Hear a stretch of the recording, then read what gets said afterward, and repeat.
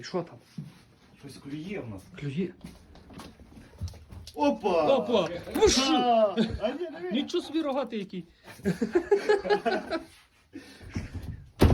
Вони об'їли вже все знизу. Пінопласт. Я вам зараз покажу, вони мотора з'їли. Вони ще вчора сюди добрались.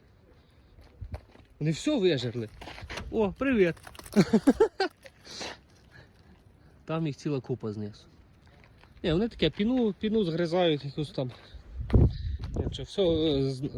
Тут все в нас є чим зашити. Ми просто його поснімали, щоб його легко було дотягнути. Бо якби в повороти треба якось там буде вписуватись. Все-таки тягнути будемо трактором. Спереді теж зняли для перевозки. Все для того. А вони тут атакують. Атакують нас з усіх сторін. Та якби лише відкриті двері, то вони всередині би все поз'їдали.